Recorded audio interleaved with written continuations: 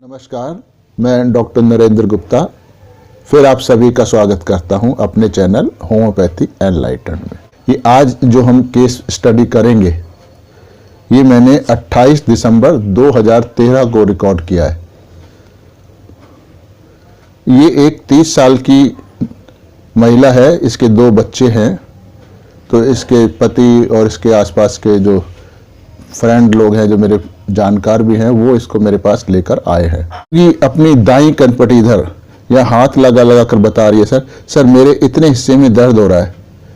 मेरे पूरे सिर में दर्द नहीं होता है, केवल इतने ही हिस्से में होता है, आगे के भाग में भी आता है, पीछे की तरफ नहीं जाता ये, यानी यहाँ से यहाँ तक आता है। मैं पूछता हूँ कब से हो रहा है ऐसा? काफ़ी समय से हो रहा है, लगभग 1.5-2 साल से तो हो ही रहा है। जैसे आराम से देहाती टाइप की महिलाएं होती हैं, बड़ा नॉर्मल वे में, मतलब थोड़ा सा शर्मीली सी होती हैं, परिवार में ज़्यादा नहीं बोलती हैं, उनको बोलने नहीं दिया जाता, उस किस्म का ये परिवार है। तो ये बड़े शर्माते हुए धीरे धीरे बोल रही है, क्योंकि इसके साथ में जो लोग बैठे हैं उनके सामने ज़्यादा नहीं बोल सकती है। मतलब ऐसा उन परिवार में ट्रेडिशन नहीं है एक महिला को उस लोगों के सामने, उस रिश्ते के सामने थोड़ा सा खुल के बोलना। ये वैसे तो बहुत ही गलत परंपरा है, उनकी आज़ादी पे बिल्कुल एक कुठाराघात है, जैसे कहना चाहिए। तो मैं इससे पूछता हूँ दर्द कब से शुरू हुआ? ये अपने आप ही शुरू हो गया था सर, बढ़ता ही चला गया, फिर उल्टी हो गई। ऐसे दर्द लगातार 2 से 3 दिन तक चलता रहता है, यानी अगर एक बार दर्द हो जाए तो 2 से 3 दिन ये चलता है, तो इसका मतलब है इसको माइग्रेन की समस्या है। फिर इसके लिए तुम क्या करती हो? मैं दर्द की गोली खाती हूँ जी। रोगी बिल्कुल साधारण संग से बिल्कुल स्पष्ट जवाब दे रही है, उसमें कोई उतार चढ़ाव नहीं है। तो अभी भी 2 दिनों से दर्द की गोली खा ही रही हूँ, पर कोई असर नहीं हो रहा है, दर्द वैसा का वैसा ही बना हुआ है, यानी पेन किलर से भी असर नहीं हो रहा है इसको। उल्टी करने का मन करता है पर उल्टी कभी होती नहीं है। तो मैं इससे पूछता हूँ, जब ये दर्द गोली से भी कम नहीं होता है तो फिर तुम इस दर्द को किस तरह मैनेज करती हो? मतलब फिर उस वक्त करती क्या हो तुम? वैसे ही बस सिर पर मैं पट्टी बांध लेती हूँ, माथे पर बाम लगा देती हूँ, बस। और क्या? रोगी प्रत्येक प्रश्न का स्पष्ट और छोटा सा सटीक जवाब देकर चुप हो जाती है और सीधा मुझे ही देखती रहती है कि जैसे तो जवाब मिल गया तो आप कुछ करो। तो ये आगे बताती है, अभी तो सुबह से ही मैं लेटी हुई थी, कोई जरा सा भी बोलता है तो वो भी मुझसे सहन नहीं होता, यानी आवाज़ इससे सहन नहीं होती है। तो ऐसा दर्द तुमको कितने दिनों में हो जाता है, यानी दर्द की फ्रिक्वेंसी क्या है? जैसे आज दर्द हुआ तो उसके बाद दोबारा कितने दिनों के बाद होगा, ऐसा पूछ रहा हूँ। हर हफ्ते 10 दिनों बाद तो हो जाता है, मुझे तो इसकी कोई वजह समझ ही नहीं आती है, बस यह तो कभी भी हो जाता है। तो इसके साथ कुछ और भी समस्या रहती है कि आपको दर्द होता है तो साथ में कुछ और भी हो जाता है क्या? मुझे जुकाम तो हमेशा ही रहता है, लगभग 10-12 साल हो गए हैं। इसमें मुझे छींकें भी बहुत आती हैं और नाक से बलगम भी निकलता रहता है। ऐसा तो मुझे हमेशा रहता ही है। मुझे जुकाम तो हमेशा ही रहता है, लगभग 10-12 साल हो गए हैं। इसमें मुझे छींकें बहुत आती हैं और नाक से बलगम भी निकलता है। ऐसा तो मुझे हमेशा रहता ही है। तो मैं ये पूछ रहा हूँ भाई, यह जुकाम, सिर दर्द वगैरह कोई तरीका तो होगा जिससे घटते बढ़ते होंगे कुछ, जैसे मोडालिटीज हम पूछने की कोशिश कर रहा हूँ, क्योंकि ये तो चुप हो जाती है, तो बात को आगे बढ़ाने के लिए कुछ ना कुछ तो सवाल करना है। रोगी, यह पहले हल्का हल्का सा शुरू होता है जी, परसों सिर दर्द हल्का हल्का सा शुरू हुआ, फिर धीरे धीरे ये बढ़ता गया और कल तो ऐसा हो गया था कि बस अब सिर फट जाएगा। बस यहाँ दाई कनपट्टी पर ही होता है, मतलब इसी साइड में ही होता है, और उसी की वजह से दर्द कान में और गर्दन में भी चला जाता है। अगर कभी बाईं तरफ दर्द हो भी जाए तो वो एक गोली खाने से ही ठीक हो जाता है, पर मैं ये दाहिने वाला दर्द तो मुझे कभी भी किसी भी तरह से ठीक नहीं हो पाता है। जब यह दर्द शुरू होता है तो बस मैं लेट जाती हूँ और उठते ही ऐसे लगता है कि जैसे तो चक्कर आएंगे। यानी लेफ्ट में अगर दर्द होता है तो एक गोली से ठीक हो जाता है, पर राइट वाला किसी भी तरह से ठीक नहीं होता, वो कई दिन चलता रहता है। तो मैं इससे पूछता हूँ, आप चक्करों की वजह से लेट जाती हो या फिर किसी और वजह से?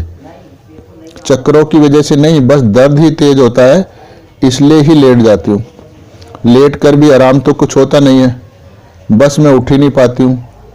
अगर मैं रसोई में कुछ काम करना चाहूँ तो वो कर नहीं पाती हूँ, यानी दर्द इतना ज़्यादा होता है कि इसको लेटे रहना ही पड़ता है।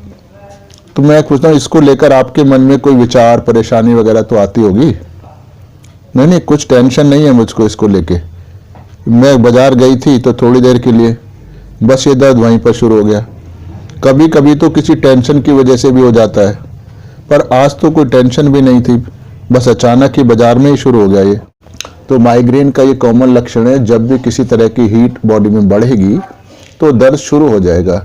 जैसे चाहे तो ऐसा खाना खाया जाए जिससे गर्मी पैदा होती है, जैसे पनीर है, नॉन वेज है, तला हुआ है, ड्रिंक्स है, कम सोना है, बहुत ज़्यादा धूप में घूमना है, मेहनत करना है, शारीरिक श्रम करना है, तो बाज़ार में जाके भी थोड़ा श्रम तो होता ही है, तो इस कारण से ये इसको हो जाता है।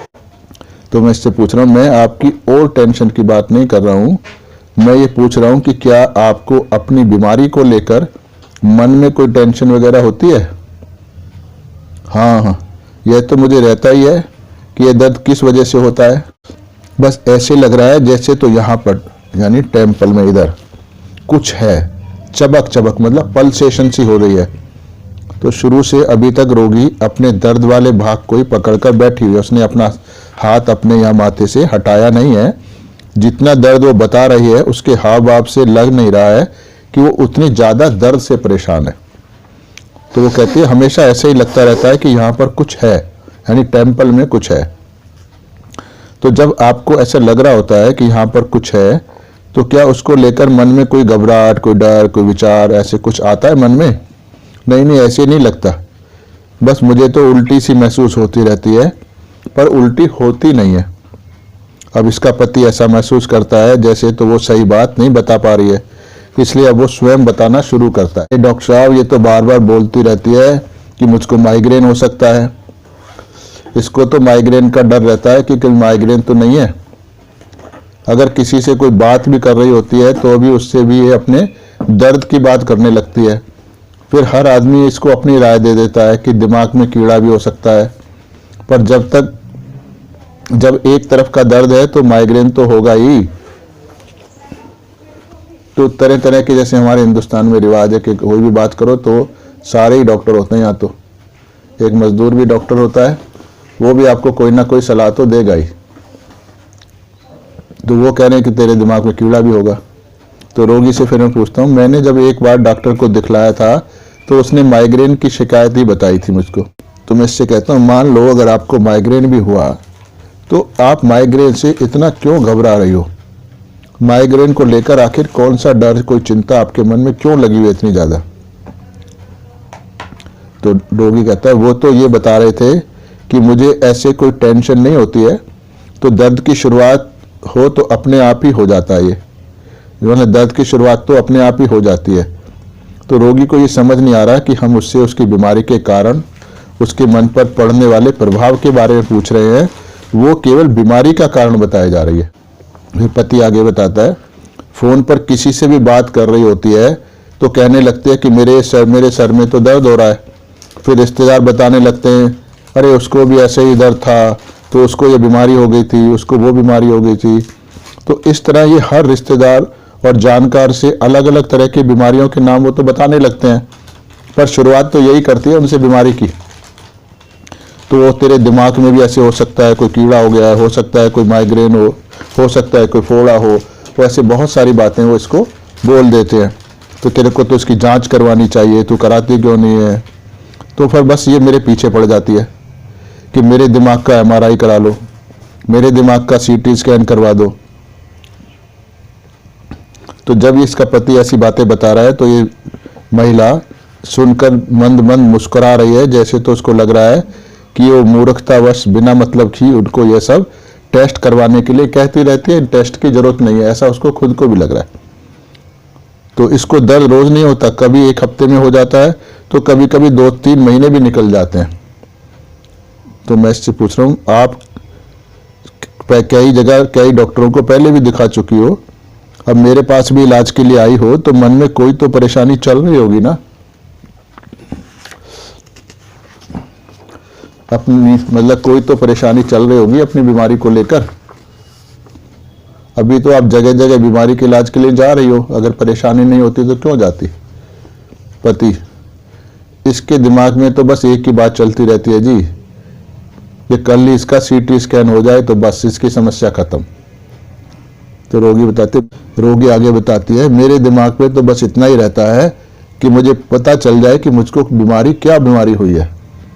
वो चेहरे से बहुत ज़्यादा चिंतित प्रतीत नहीं हो रही है, मंद मंद मुस्कुराकर ये सब बातें बता रही है, जैसे तो उसके स्वयं अपना ये विचार मूर्खतापूर्ण लग रहा है। मतलब यह है कि जब आदमी को चिंता लगी होती है तो वो चिंता उसके चेहरे पे दिखती है, पर यहाँ ऐसा कुछ नजर नहीं आ रहा। ये चिंतित नहीं लग रही है, सिर्फ जवान से बोल रही है। तो सब मेरे दिमाग में तो बस ये डर बैठा हुआ है कि मुझको कोई बीमारी ना हो गई हो, यानी कोई बड़ी बीमारी ना हो गई हो। वो भी डर इतना भयंकर इसके दिमाग से लग नहीं रहा, इसके चेहरे से। फिर पति बोलता है, ये कहती है, मेरे बाद मेरे बच्चों का क्या होगा, उसका क्या होगा, उसका क्या होगा। दुनिया भर की चिंताएं इसके दिमाग में भरी रहती हैं। मतलब उसका माने दूर दूर के रिश्तेदारों की बात करती है। तो ये दोनों को देखकर महसूस हो रहा है कि पति इसकी बातों की तरफ ज्यादा गंभीरता पूर्वक ध्यान नहीं देता है और पत्नी भी उसको जोर डालकर अपनी बात नहीं कह पाती है। रोगी आगे बताते हैं, जब भी सर में दर्द होता है तभी मुझे एक ही डर आने लगता है कि मुझे कोई खतरनाक बीमारी तो नहीं हो गई है, और उस वजह से ऐसा कुछ ना हो जाए कि रोगी बस आगे इतना बोल के रोगी चुप हो जाती है और मुस्कुराने लगती है। यानी उसके दिमाग में डर तो है थोड़ा बहुत, पर वो उतना ज़्यादा भयंकर डर नहीं है जिससे वो बहुत ही ज़्यादा विचलित हो। तो अब मैं उसके चेहरे के हाव भाव को समझकर पूछता हूँ, अच्छा कि मतलब आप ये कहना चाहती हो कि कहीं आप मर ना जाओ। रोगी जरा शर्माते हुए मुस्कुराकर गर्दन नीची कर लेती है। इसका मतलब है कि उसको यही जवाब है, पर अपनी इस बेवकूफ़ी से वो शर्मिंदा भी हो रही है कि ये ऐसा मैं क्या मूर्खतापूर्ण ढंग से सोचती हूँ, इससे कुछ मरता है। तो फिर मैं साफ ही पूछ लेता हूँ, तो इसका मतलब है कि आपको मरने का डर लगा हुआ है। हाँ, खिसियानी सी हंसती है, पर वो कह रही मैं मरने से नहीं डरती हूँ, पर मुझे अपने बच्चों की फिक्र लगी रहती है। पति से पूछता हूँ कि भाई कंफर्म करने के लिए कि ये ज़्यादातर बच्चों की ही चिंता करती हैं या कोई और बात की भी चिंता करती हैं। पति बताता है, यही बात है बस। एक तो ये जब रिश्तेदारों को फ़ोन करती है या उनका रिश्तेदारों का फ़ोन आता है तो ये उनसे उम्मीद करती है कि सभी अच्छी अच्छी बातें ही करें, यही समाचार मिले कि वो सब खुश हैं। अगर किसी रिश्तेदार ने अपनी कोई बीमारी कोई परेशानी इसको बता दी तो इसको लगने लगता है कि कहीं मेरे साथ भी ऐसा तो नहीं हो जाएगा। जब पति ये इस बातें बता रहा है इसके बारे में तो ये शर्मा रही है, मुस्कुरा रही है, पर इसको पति का उसके बारे में इस तरह बताना अच्छा नहीं लग रहा है। पर ये इसको टोक नहीं रही है क्योंकि आसपास इसके लोग दूसरे लोग भी बैठे हुए हैं जो इसके अपने जानकार हैं और जिनके सामने ये ऐसा अच्छा बर्ताव कर रही है। तो पति इसको आगे बताना जारी रखता है, जैसे कि इसकी बहन ने अगर ये बता दिया कि उसकी ससुराल में ये समस्या है तो समझ लो कि समस्या इसी को हो गई है, उससे ज़्यादा टेंशन तो इसको हो जाएगी। तो मैं इससे पूछ रहा हूँ, अच्छा तुम अपनी बहन की चिंता ज़्यादा क्यों करती हो क्या? फिर पति इसका बताया, जितने भी लोग हैं सभी की चिंता उन लोगों से ज़्यादा इसी को होती है। रोगी धीरे धीरे मुस्कुरा रही है, शर्मा रही है कि जैसे वो लग रहा है कि ये मुझे चिंता की जरूरत नहीं है, मेरा ये बेवकूफ़ी भरा हरकत है। तो ये कहते मैं इसको कुछ कहूँगी तो ये नाराज हो जाती है और हमारा झगड़ा भी शुरू हो जाता है। तो ये अपनी माँ को फ़ोन करेगी तो भी यही बात है, माँ ने भाभी से यह कह दिया, भाभी ने यह कह दिया, मामा बीमार हो गया, चाचा बीमार हो गया, उसको ये हो गया, उसको वो हो गया। दुनिया में जितने भी लोग हैं सभी की चिंता इसको लगी रहती है। अरे मैं इससे कहता हूँ कि जिसका जब समय आएगा उसका उसके साथ वो सब तो होगा ही, पर इसको लगता है जैसे तो बस वो सब कुछ इसके साथ ही हो गया है या इसके साथ हो जाएगा। तो मैं पूछता हूँ, जो ये आपके पति बता रहे हैं आपको क्या ऐसा ही होता है या ये ऐसे ही बोले जा रहे हैं? रोगी सिर हिलाकर मुस्कुराते हुए हाँ में जवाब देती है कि ये जो कुछ कह रहे हैं वो सब ठीक है। साथ ही साथ अपनी इस प्रकार की हरकतों पर वो शर्मिंदा भी हो रही है, कुछ शर्मा भी रही है। फिर थोड़ा रुक कर वो बोलने लगती है, आजकल ऐसी बातें मुझे ज़्यादा महसूस होने लगी, यानी चिंता वाली, कि कहीं मुझे ही तो नहीं हो जाएगी वो बीमारियां। तो पति आगे कहता है, किसी ने जरा सा भी कुछ कह दिया तो उस बात को ये दिल पर लेकर बैठ जाती है। मैं कहता हूं कि अगर बोल दिया तो बोल दिया, जैसे इसकी सास ने कुछ बोल दिया सब्जी वगैरह को लेकर या काम को लेकर या किसी और बात को लेकर, तो इसको तो बस ये लेकर बैठ जाएगी। इसे तो वह बस आज ही फैसला चाहिए उस बात का। रोगी, मुझे तो बस एक ही टेंशन है जी, टेंशन सी शुरू हो जाती है मुझको हर बात से, तो घबराते शर्माते बताती है। रोगी शायद डर के कारण पूरा खुलकर बात नहीं बता रही है। जैसे और आगे बोलती है, अगर आप मुझे सारी बातें नहीं बताओगी तो इलाज नहीं हो पाएगा, या मैं इन लोगों को बाहर भेज दूं यहाँ से। नहीं नहीं नहीं नहीं। तो इसका मतलब है तुम्हें अपने सर दर्द को लेकर एक ही बात मन में आती है कि कहीं मेरे सर में कोई खतरनाक बीमारी ना हो गई हो। रोगी बोलने लगती है, सर जब भी मुझको सर दर्द होता है तो बस एक सीमा यानी एक लिमिट से बाहर हो जाता है। तो रोगी अभी भी अपने सिर को हाथ से दबाए जा रही है। इसका मतलब है उसको सर दर्द की टेंशन बहुत ज़्यादा है। परसों तो दर्द इतना ज़्यादा था कि मैं ना कुछ खा पा रही थी, ना कुछ बोल पा रही थी, और ना ही कुछ काम धंधा कर पा रही थी। कोई कुछ बोल रहा था तो ऐसे लग रहा था कि पता नहीं मैं इसका क्या कर दूं माने यानी गुस्से में उसको मार पीट दूं। तो सिर दर्द के समय मुझे बहुत ही चिड़चिड़ापन आ जाता है। उस वक्त तो मुझे बस इतना याद रहता है कि दर्द की गोली खाए जा और बस लेट ही रहो, कोई मुझसे बोले नहीं। जैसे आज बच्चे घर पर नहीं है तो मैं सुबह से ही बस लेटी हुई हूँ।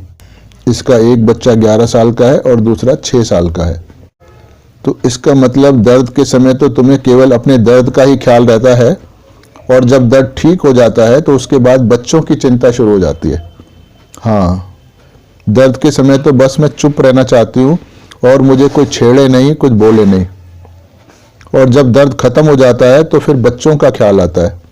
दर्द के समय तो ख्याल सिर में ही रहता है कि किसी तरह सर दर्द ठीक हो जाए तो मैं कुछ कर पाऊँ। तो इसकी पड़ोसन इसके साथ आई हुई है, तो जैसे उन पड़ोसन तो है पर उसका बिल्कुल ऐसा ही संबंध है जैसे अपनी फैमिली रिलेशंस होते हैं। तो पड़ोसन बीच में बोलती है, डॉक्टर साहब जब से इसके पिताजी की मृत्यु हुई है तब से ये ज़्यादा चिंता में रहने लगी। तो ऐसा इस पड़ोसन को लग रहा है। तो जरूरी नहीं है कि पिता की मृत्यु के बाद सबको चिंता ही लगे, इसलिए इसको कंफर्म करना भी जरूरी होता है। तो मैं इससे पूछता हूँ पिताजी की मृत्यु कब हुई थी? 7 साल पहले। पर दर्द तो तुमको अभी 1.5 साल से ही शुरू हुआ है, तो फिर पिता की मृत्यु से कोई रिश्ता हुआ नहीं ना इसका। तो इसका पति बोलता है बीच में, तो पिता की मौत के बाद इसकी बहन की शादी हुई, फिर इसको चिंता लग गई कि माँ अकेली रह गई है। फिर इसको लगने लगा कि भाई की शादी हो जाएगी तो माँ को सहारा मिल जाएगा। फिर भाई की शादी हो गई तो अब फिर सास बहू की बनती नहीं है। अब इसको वो चिंता रहने लगी है कि माँ के साथ ऐसे हो रहा है, वैसा हो रहा है। तो पर ये हर रोज फोन पर दोनों के लड़ाई झगड़े की बातें होती रहती हैं। पति और पड़ोसन कुछ ना कुछ इसके बारे में बताए चले जा रहे हैं कि इसको ऐसे होता है, इसको वैसे होता है। पर इस महिला के चेहरे के हाव भाव से ऐसे लग रहा है कि उनकी बातें सही नहीं है, इसके मन में कुछ और ही चलता रहता है, यानी उनकी ऑब्जर्वेशन गलत है। तो मैं इससे पूछता हूँ इसके दिमाग में तो कुछ और चलता रहता है, ये खुलकर सही बातें मुझको नहीं बता पा रही है।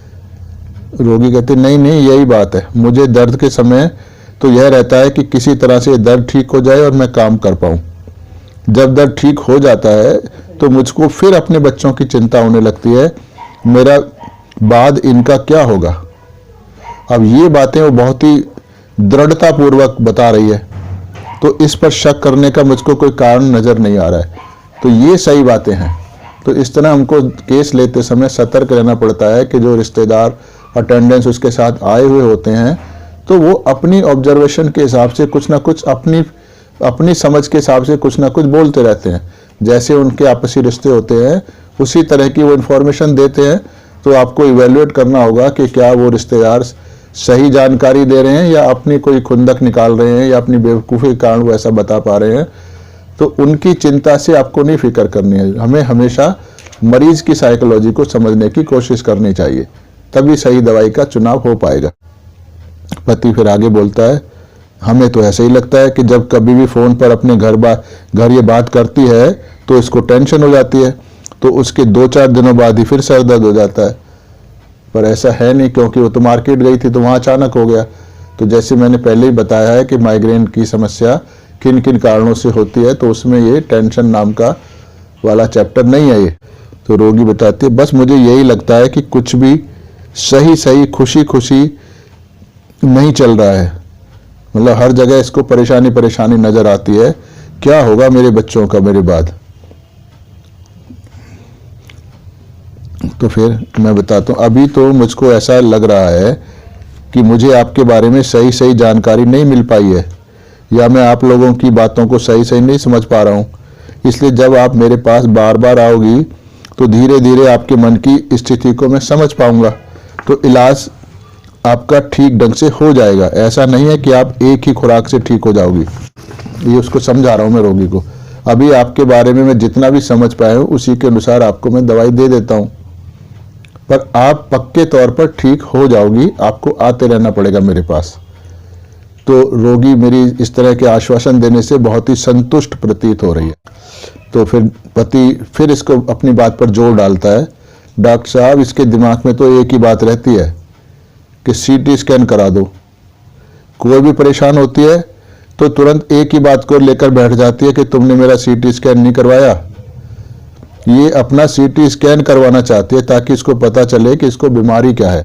जब पति ऐसी जानकारी दे रहा है मुझको, तो ये सीधा टकटकी लगाकर मेरे चेहरे को देख रही है, जैसे तो वो समझना चाह रही है कि क्या मुझे उसकी बात सही ढंग से समझ भी आ गई है।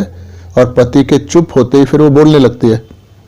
जब दर्द होता है तो इतना तेज होता है कि दर्द की गोली से भी नहीं हटता, तो लगता है कि मुझे पता चले कि इतना तेज दर्द क्यों हो रहा है जो दर्द की गोली से भी नहीं जा रहा है। इसका मतलब है रोगी दर्द के बारे में, बीमारी की गंभीरता के बारे में जानने को उत्सुक नहीं है, बल्कि वो केवल सिर दर्द के कारण को जानना चाहती है, जिसको हटाकर उस दर्द को दूर किया जा सके। यानी वो दर्द से बचना चाहती है, ना कि उसकी कारण जानना चाहती है। वो केवल किसी भी तरह से दर्द से छुटकारा चाहती है, ना कि दर्द के बारे में जानकारी चाहती है। क्योंकि अगर गोली खाने से उसका दर्द हट जाता तो फिर उसको दर्द के कारण जानने की कोई आवश्यकता ही महसूस नहीं हो रही होती। फिर तो गोली खाकर अपना दर्द हटा लेती, फिर अपने काम पर लग जाती। अर्थात उसको दर्द से होने वाली जो परेशानियां हैं तथा उसके कारण जो उसके काम में बाधा आ रही है उसकी चिंता होती। अगर उसको परेशानी ना हो और उसका काम भी सही ढंग से चलता रहे, तो फिर दर्द किसी भी कारण से हो रहा हो, उसको इस जानकारी लेने की कोई इच्छा ही नहीं नजर आ रही, कोई जिज्ञासा उसमें है ही नहीं। आज सुबह से भी ये आगे बताती है, बीच बीच में मैं अपनी ऑब्जर्वेशन भी बता रहा हूं ताकि आपको रोगी की सही फीलिंग के बारे में जानकारी मिल जाए। आज सुबह से भी ये 4 अलग अलग तरह की गोलियां खा चुकी हूं, किसी से भी आराम नहीं आया। यानी सुबह से ना पूरे 10-12 घंटे में 4 गोलियां खा चुके हैं, अलग अलग ढंग की, एक ही तरह की नहीं। तो रोगी को इतनी सारी अलग अलग किस्म की दवाइयां खाने के कारण होने वाली संभावित नुकसान की भी कोई चिंता नहीं है कि इतनी दवाई खा रही हो तो इससे कोई रिएक्शन हो सकती है।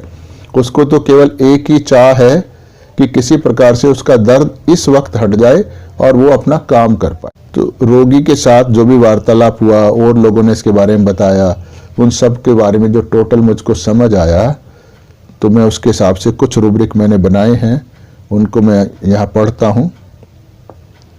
Elements from cares and worries, anxiety headache with, anxiety noise from, anxiety others for, cares full of others about, cares full of relatives about, fear noise from in the street, inconsolable, sympathetic, cares full of business about his, quite wants to be during pain, irritability, pain during, anxiety, pain from.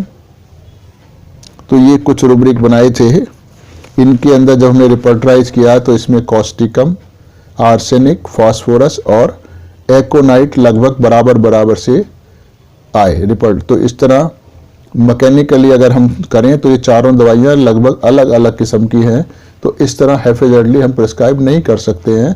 तो इसलिए हमको मैट्रिया Medica की मदद लेनी पड़ती है। और साथ ही साथ ये भी देखना होता है कि इस वक्त रोगी के दिमाग में सबसे ज़्यादा इम्पॉर्टेंट लक्षण क्या चल रहा है, तो उससे इन दवाइयों में आपस में हम डिफ्रेंशिएट करके सही दवाई का चुनाव कर सकते हैं। तो इन रुब्रिकों के आधार पर रोगी की संपूर्ण व्यक्ति के आधार पर रोगी को कॉस्टिकम 200 दी गई। तो दर्द के समय खाने के लिए भी अलग अलग किस्म के और दवाइयाँ रखने के लिए दे दी गई ताकि ये उस समय इनका इस्तेमाल कर सके। तो इसको एक मनोवैज्ञानिक ढंग से भी ट्रीट करना बहुत ज़रूरी होता है, क्योंकि उसको तो दर्द के समय मेडिसिन चाहिए, और जो हमारा तरीका है उसमें हम इतनी जल्दी फ्रिक्वेंटली मेडिसिन बदलते नहीं हैं। तो इसलिए इसको तरह तरह के ढंग से इसको दिया जाता है ताकि इसको मैनेज किया जा सके। उसका ऐसा स्वभाव को ध्यान में रखकर ही ऐसा किया गया है, सबके साथ हम ऐसा नहीं करते हैं, क्योंकि वह दर्द के दौरान तरह तरह की पेन किलर गोलियां खाती रहती है। तो इसलिए उसको चाहिए कि तरह तरह की दवाइयां मिले। तो ऊपर लिखे हुए रुब्रिकों में से कुछ को हम समझने का प्रयास करेंगे। पहला रुब्रिक है elements from cares and worries. इसका मतलब है किसी चीज किसी व्यक्ति के बारे में, अर्थात किसी चीज किसी व्यक्ति के बारे में जरूरत से ज़्यादा ध्यान देने पर, मतलब कि किस प्रकार उसका भला हो सकता है, किस प्रकार से उसकी परेशानी दूर हो सकती है। तो इस तरह सोचने से होने वाली जो परेशानियां होती हैं, ना कि बीमारियां होती है। ये परेशानियों को एलिमेंट कहा जाता है, ये बीमारियां नहीं होती हैं, इसलिए रूब्रिक लिया है एलिमेंट्स, ना कि डिजीज्ड। तो यह महिला सभी के बारे में कुछ ना कुछ सोचती है, परंतु विशेषकर यह अपनी माँ, अपने भाई और अपने बहन के भले के बारे में सोचती है। अगर उसको जरा सा भी ये पता चल जाता है कि बहन की ससुराल में कोई समस्या है, तो यह उसी के बारे में ही सोचती रहती है। और जब कभी भी माँ से या बहन से फ़ोन पर बात होती है, तो उसके 2-3 दिन बाद ही इसको दर्द शुरू हो जाता है, ऐसा इसके पति ने बताया था। एक और रूब्रिक है एंग्जाइटी हेडेक विद, मतलब सिर दर्द के साथ चिंता होना। तो जब भी इसको सिर दर्द होता है, तभी इसको चिंता शुरू हो जाती है कि ये क्या है, अंदर कोई खराबी तो नहीं है, कोई बड़ी खराबी तो नहीं है। सिर दर्द खत्म होने के बाद फिर ये सब कुछ भूल जाती है, फिर इसको बच्चों की चिंता होती है। अथवा जब काफ़ी और लगातार प्रयास करने के बाद भी व्यक्ति को परेशान करने वाली स्थिति उसके अनुरूप नहीं बदलती है, तब भी यह स्थिति व्यक्ति के लिए सरदर्द के समान बन जाती है। सरदर्द का मतलब केवल सरदर्द ही नहीं होता है। तो ऐसी कोई भी स्थिति जिसको आप कर रहे हो सॉल्व करने की, ये समस्या ठीक हो जाए, ये समस्या ठीक हो जाए, अपने सारे प्रयास कर जा रहे हो, कभी इस एंगल से उसको सही करने की कोशिश करते हो, तो कभी उस एंगल से, पर उस तरीके से तो हो नहीं रही। तो इसलिए उस समस्या को कहते हैं, अरे ये तो मेरा लिए सर दर्द बन गया है, ये तो हटता ही नहीं है। चाहे वो कोई इंसान हो, जैसे आपके पास कोई बार बार आके बैठता है जो आप चाहते नहीं हो, आप उसे डिस्टर्ब फील करते हो पर उसको मना नहीं कर सकते, तो उसको कोशिश आप आराम आराम से मना करते हो इशारे में, पर वो नहीं मानता, नहीं समझता, तो इसलिए वो व्यक्ति आपके लिए सर दर्द बनता है। तो उस समय आपको चिंता होती है, अरे ये तो फिर आ गया, अब कितनी देर बैठेगा, कितनी जान खाएगा। तो इसलिए सर दर्द केवल आपका अपना सर नहीं है, हालात को भी सर दर्द कहते हैं। तो सिर दर्द का संबंध व्यक्ति की मानसिक क्रिया माने जैसे सोचना, बुद्धि से सोचकर किसी समस्या का समाधान निकालना, उसमें भावनाओं का समावेश नहीं होता है। तो इसलिए इन भावनाओं के अलावा जो भी मानसिक क्रिया कर रहे हैं हम उस समस्या को समाधान निकालने की, उससे होता है, क्योंकि मानसिक क्रियाएं मस्तिष्क द्वारा ही की जाती है, इसलिए दर्द भी सिर में ही होता है। तो इसलिए बुद्धि से जितने भी प्रयास किए जाएंगे वो सब मस्तिष्क की शक्ति को खर्च करते हैं, और व्यक्ति जितना अधिक प्रयास करेगा, यानी जितना अधिक सोचेगा, जितनी ताकत लगाएगा, जितनी उसकी शक्ति उतनी ही ज़्यादा खर्च होगी, और उसके कारण सर में दर्द भी उतना ही अधिक होगा। तो इसलिए इस रूब्रिक को कहा गया एंग्जाइटी विद हेडेक, यानी इतना करने के बाद भी वो नहीं हो रहा तो उसको लगना है, अरे ये कैसे होगा, क्या होगा, ये तो बना हुआ है, आगे क्या होगा, कितना दुखी करेगा, वगैरह वगैरह। तो व्यक्ति जितना अधिक अपने मस्तिष्क की शक्ति को खर्च करता है तो उसके जो जिगर यानी लीवर की शक्ति भी उसके साथ ही खर्च होती है। इसीलिए जिगर यानी लीवर की कार्यप्रणाली भी गड़बड़ा जाती है और जिगर का तापमान बढ़ने लगता है। यानी ये लेकिन ये तापमान थर्मामीटर से नापने से नहीं आएगा, ये अंदर का तापमान है। ऐसा व्यक्ति गर्म स्वभाव का हो जाता है, मतलब उसको बात बात पर क्रोध आना शुरू हो जाता है, चिड़चिड़ापन उसका बढ़ने लगता है। इसके कारण व्यक्ति को कई किस्म की बीमारियां लग जाती हैं, जैसे asthma, acidity, gas, high blood pressure, diabetes, migraine, constipation वगैरह वगैरह और भी बहुत सारी चीजें हो जाती हैं। ऐसा क्यों होता है? क्योंकि मस्तिष्क का काम सोचना है। इसलिए जब समस्या का समाधान नहीं मिल पाता तो उसको फिक्र शुरू हो जाती है। फिक्र माने एंग्जाइटी, कि इसका समाधान मैं कैसे करूं, समाधान नहीं मिला तो आगे चलकर क्या होगा, कहीं कोई खराबी तो नहीं आ जाएगी। तो ये सभी विचार, डर, चिंता भविष्य लेकर आने शुरू हो जाते हैं। अब क्योंकि लिवर हमारी दाहिनी सिंपैथेटिक नर्वस सिस्टम यानी राइट सिंपैथेटिक चैनल तंत्र से जुड़ा हुआ है और यह हमारे अंदर स्थिति एक अति सूक्ष्म नाड़ी पिंगला नाड़ी से संचालित होती है, जो कि सूर्य की शक्ति से चलती है। इसलिए प्रत्येक मानसिक कार्य से शरीर का तापमान बढ़ जाता है, चाहे वो बहुत ही माइनर सा बढ़े। और इस बढ़े हुए तापमान के कारण व्यक्ति के अंगों की क्रियाशीलता भी सामान्य से अधिक गति से होने लगती है। इसी कारण शरीर में खराबियां आना शुरू हो जाती हैं। तो इस विषय पर यहाँ और अधिक विस्तार से मैं वर्णन नहीं कर सकता, क्योंकि ये टॉपिक बिल्कुल अलग है, जिसके लिए जो लोग समझना चाहेंगे उनके लिए मैं अलग वीडियो बना के इसको समझा सकता हूँ। परंतु ये सहज योग में जाकर बहुत आसानी से समझा जा सकता है, हर कोई समझ सकता है, चाहे वो डॉक्टर हो चाहे डॉक्टर ना हो। एक और रूब्रिक है एंग्जाइटी नॉइज फ्रॉम, यानी शोर शराबे के कारण चिंता शुरू हो जाना। अब शोर तो आवाज से जुड़ा होता है, तो शोर ऐसी चीज होती है जिसमें बहुत सारी चीजें हमको स्पष्ट नहीं सुनाई देती हैं, स्पष्ट संदेश नहीं मिलता है हमारे को उससे, पर आवाजें आती रहती है, मिक्सअप सी आवाजें होती हैं वो सब। तो ये शोर तीव्र ध्वनि के कारण नहीं है, बल्कि इस शोर यानी नॉइज का एक सूक्ष्म अर्थ है, क्योंकि यह शब्द रिपर्टरी के माइंड सेक्शन में दिया गया है। जब कहीं भी भौतिक शोर होता है तो वो विभिन्न किस्म की ध्वनियां आपस में घुल मिल जाती हैं। जैसे सड़क पे शोर हो रहा है तो उसमें अब समझ नहीं आ रहा कौन क्या बोल रहा है, क्या बोल रहा है, सब मिक्सअप सा है। तो जिसके कारण कोई भी ध्वनि स्पष्ट रूप से सुनाई नहीं दे पाती है। जैसे किसी उत्सव के समय या किसी बाजार आदि में होने से जो शोर होता है उसको शोर कहते हैं। तो इस रूब्रिक के प्रयुक्त जो शोर शब्द का प्रयोग किया गया है उस भौतिक शोर के लिए नहीं किया गया जो कि बाजार वगैरह में होता है, बल्कि उसके सूक्ष्म रूप में किया गया है। यानी शोर शब्द का सूक्ष्म मतलब लिया गया है कैंट साहब ने। जैसे कि हम लोगों को अक्सर कहते हुए सुनते रहते हैं कि आजकल डेंगू बुखार का बहुत शोर मचा हुआ है, आजकल बहुत शोर मचा है कि इस इलाके में चोरियां बहुत हो रही हैं, आजकल बहुत शोर मच रहा है कि सब जगह महंगाई का ही शोर मचा हुआ है, ऐसे आदि आदि। तो पर शोर थोड़ी मचता है वो लोग, लेकिन लोग बातें कर रहे होते हैं। तो इस प्रकार का अर्थ है कि जगह जगह लोग उस किसी एक विषय में ही के बारे में बातें कर रहे होते हैं और सब लोगों की बातें अलग अलग होने के कारण तथा व्यक्ति से सीधा संबंध न होने के कारण स्पष्ट रूप से नहीं होती है वो। जैसे डेंगू के बारे में शोर मचा हुआ है तो इसका अर्थ है कि काफी सारे लोग डेंगू की चपेट में हैं, इसलिए ज्यादातर लोग जब बात कर रहे होते हैं तो उनका महत्वपूर्ण टॉपिक फिर डेंगू ही बन जाता है, यानी वो डेंगू की ही बात कर रहे होते हैं।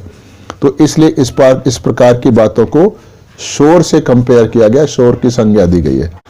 व्यक्ति जब ऐसी बातें सुनता है तो उसको स्वयं को भी घबराहट शुरू हो जाती है कि कहीं उसको भी तो डेंगू नहीं हो जाएगा, अरे हो गया तो वो कैसे इसका इलाज करेगा, आदि आदि। तो ये शोर का ये मतलब है। अर्थात व्यक्ति काफी सारे दूसरे लोगों की बातें सुन कर ही चिंतित होने लगता है कि कहीं उसके साथ भी तो वैसी स्थिति नहीं आ जाएगी। तो ऐसी चिंता केवल बुद्धिमान और शक्तिहीन व्यक्ति को ही लगती है। जो समस्या का समाधान कर सकता है तो उसको चिंता क्यों लगेगी, वो तो समाधान कर ही लेगा। जब हम समाधान नहीं कर पाते तब चिंताएं शुरू होती हैं। तो शक्तिशाली व्यक्ति तो किसी भी समस्या का सामना कर ही सकता है, इसलिए उसको इस प्रकार की चिंताएं भी नहीं होती हैं।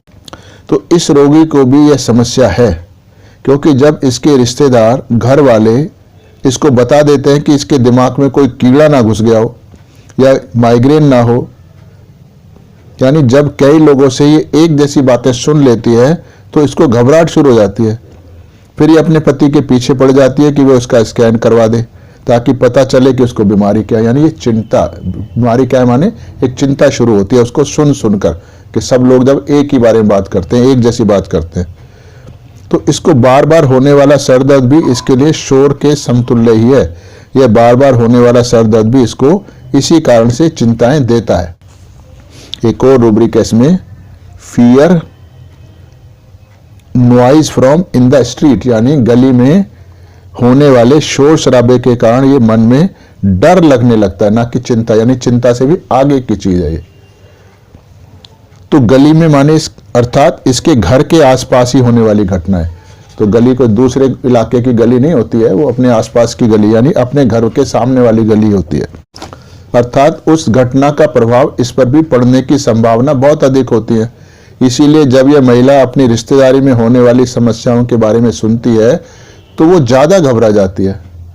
उसको लगने लगता है कि जैसे तो ये सभी समस्याएं उसकी जिंदगी में भी आ सकती हैं।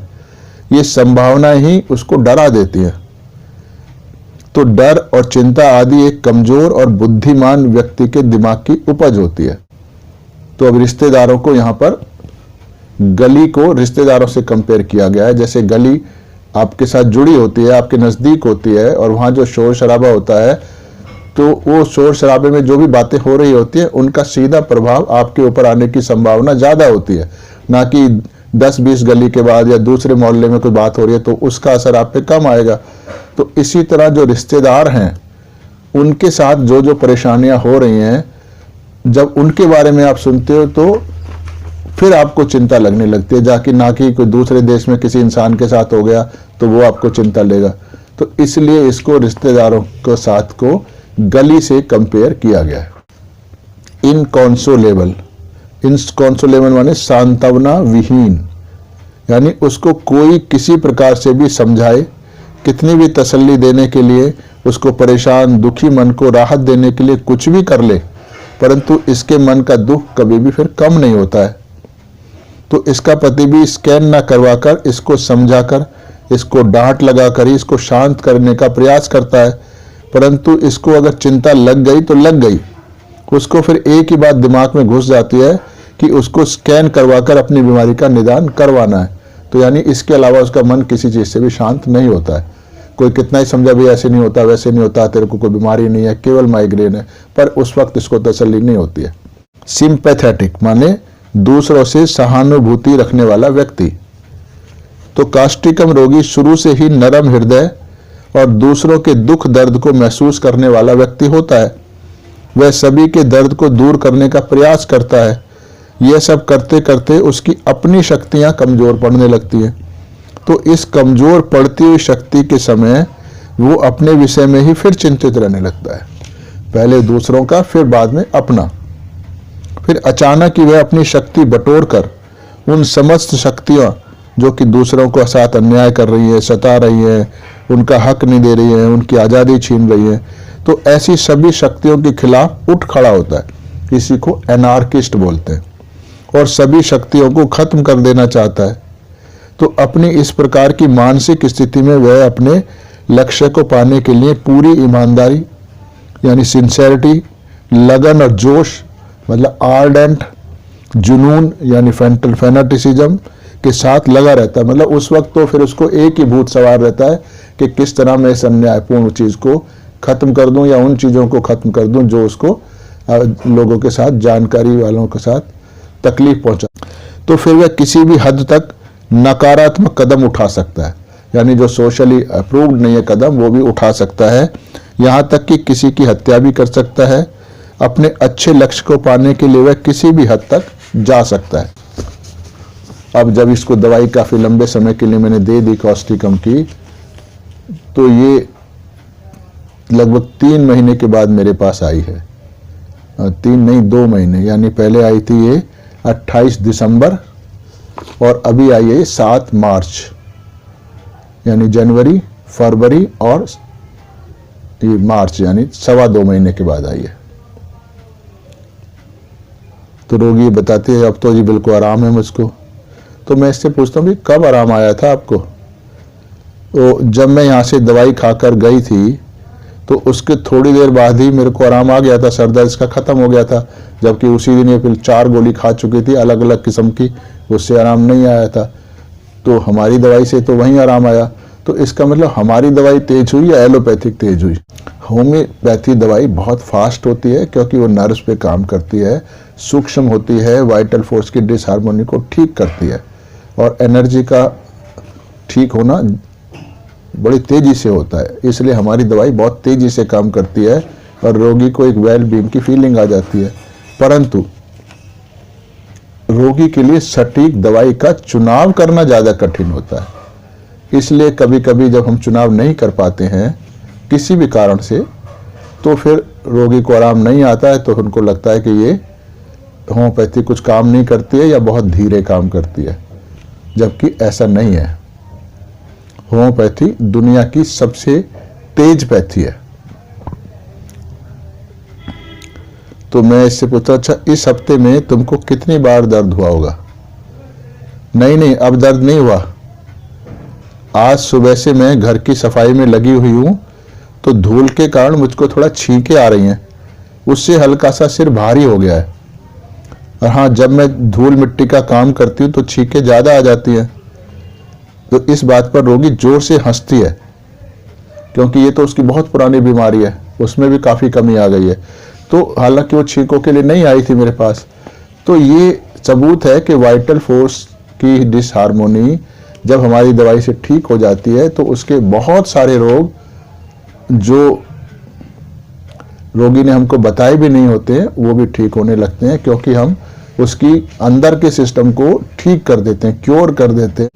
तो उससे रोगी के वर्तमान लक्षण भी ठीक हो जाते हैं और जब वो हार्मोनी ही ठीक हो जाएगी तो आगे आने वाले संभावित रोग भी खत्म हो जाते हैं, यानी आगे बड़ी बीमारियां जन्म लेने की भी संभावना लगभग खत्म हो जाती है। तो इसीलिए जब इस होम्योपैथिक एनलाइटमेंट से हम ट्रीटमेंट देते हैं रोगियों को, तो रोगी धीरे धीरे स्वस्थ की तरफ बढ़ता है, उसकी एजिंग प्रोसेस बहुत घट जाती है।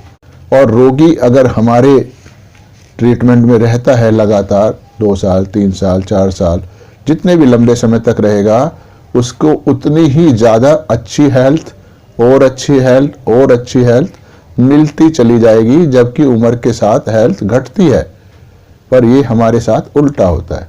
तो इसलिए मैं सभी को सलाह देता हूँ कि आप हमसे निरंतर एक जैसे और दिनचर्या में खाना खाना और सारे काम करते हैं, इस तरह हमारे कांटेक्ट में रहें। निरंतर दवाई जब जब हमको ज़रूरत पड़ेगी हम आपको दवाई देते रहेंगे। जैसे भी आपको लगेगा कि आपकी वाइटल हार्मोनी में थोड़ा सा गड़बड़ हो रही है और आपके अंदर नई बीमारियां जन्म लेंगी, तो उसी वक्त हम आपको उस सूक्ष्म लेवल पे ही ठीक कर लेते हैं। तो फिर आगे बीमार होने का तो कोई मतलब ही नहीं होता। इसलिए हमारे रोगियों को ज़्यादातर बड़ी बीमारियां नहीं होती हैं। तो इसलिए इलाज लगातार लेते रहना चाहिए, उससे नुकसान नहीं होता बल्कि लाभ होता है। मैं अपनी होम्योपैथिक एनलाइटेंट की बात कर रहा हूँ, सभी प्रकार की होम्योपैथी या और तरह के इलाजों की बात नहीं कर रहा हूँ। तो ये सब इतना इसको आराम आ गया, तो फिर अभी इसको बाद में 28 मार्च को ये फिर आते हैं दोबारा। तो ये बताती है भी एक बार मुझको हल्का फुल्का सा दर्द हुआ है, बाकी तो मैं काफ़ी ठीक हूँ। तो मैं कहता हूँ भी तो आपने जो घर वालों की टेंशन वगैरह जो लेती थी वो अब कैसी है आपकी रोगी? अब मैं घर वालों की कोई टेंशन नहीं ले रही हूँ जी, मैंने तो अब उनको फ़ोन ही नहीं करती हूँ, मेरे को ध्यान ही नहीं जाता। ऐसा क्यों भाई? ऐसी अब क्या बात हो गई जो ये सब आपने छोड़ दिया फ़ोन करना भी घर वालों को? नहीं, अब मुझे समझ आ गई है, दुनिया भर की चिंताएं लेने से तो कोई फ़ायदा होता नहीं है। अब अपने घर और बच्चों का ख्याल रखना ही ठीक होता है। तो ये बदलाव केवल हमारी दवाई से होता है, होम्योपैथिक एनलाइटेंट से, बाकी कहीं से नहीं होता है। यानी इंसान को परमात्मा ने जैसा बनाया है हमारा बर्ताव बिल्कुल वैसा हो जाता है। तो अभी तो इसको ऐसे ही रखा गया है दवाई पे। इसके बाद रोगी दवाई लेने नहीं आई है, परंतु इसके साथी लोग दवाई लेने आते रहते हैं मेरे पास, तो उन्हीं से पता चला है कि वो बिल्कुल ठीक है। तो मैं रोगी को टिप्पणी मैं अपनी तरफ से नोट आपको दे रहा हूँ। रोगी को दवाई खाते ही ये समझ आ गई कि उसको दुनिया भर की चिंताएं नहीं करनी चाहिए, जबकि पहले कभी नहीं आई थी। ये रोग है, ये बीमारियां होती हैं, ना कि सरदर्द बीमारी है।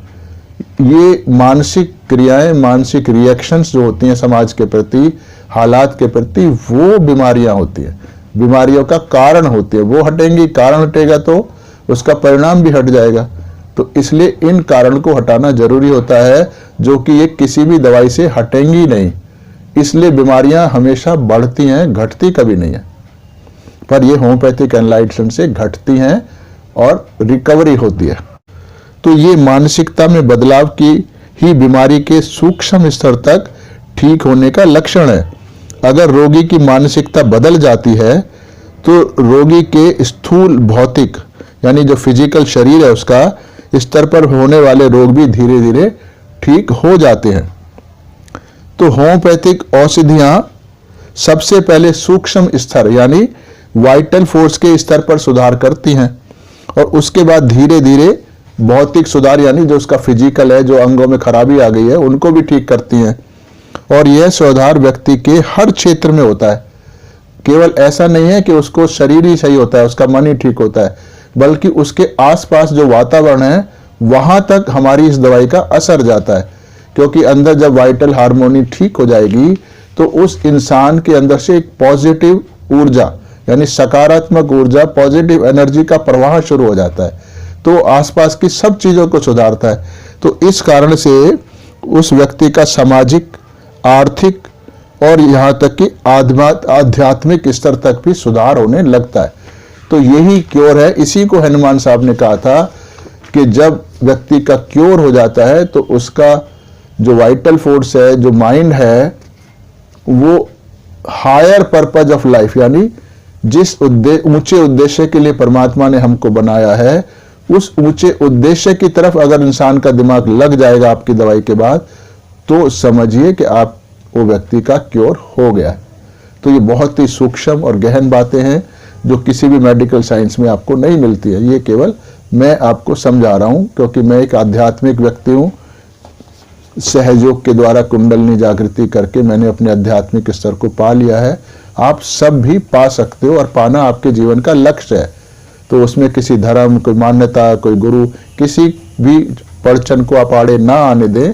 सहयोग में अपनी शक्ति यानी आपके शरीर में जो कुंडली है उसको जगाएं और अपने जीवन की हर परेशानी को, चाहे वो पैसे की हो, चाहे आपका व्यापार नहीं चलता उसकी हो, चाहे घर के झगड़े हों या बीमारियां हों, शरीर की हो, मन की हो, किसी भी तरह की समस्या हो, वो तो ये शक्ति फिर आपको ठीक करती है, बड़ी आसानी से ठीक करती है। तो ये जो बातें मैं होम्योपैथी के अलावा बताता हूँ, ये इसलिए बताता हूँ कि मैं भी ह्यूमन बींग्स हूँ और आप भी इंसान। तो आपको जानकारी नहीं है, मुझे जानकारी पहले हो गई है, इसलिए मैं जानकारी देने के लिए बताता हूँ ताकि आप सबका भला हो जाए। तो ये भला करने की इच्छा की होती है, ना कि सहयोग का एडवर्टाइजमेंट है। आप सहयोग करें ना करें उससे तो न सहयोग को कुछ फर्क पड़ेगा और ना ही मुझे फर्क पड़ेगा, पर नहीं करेंगे तो आपको फर्क पड़ता है, यानी आपकी समस्या ठीक नहीं होगी।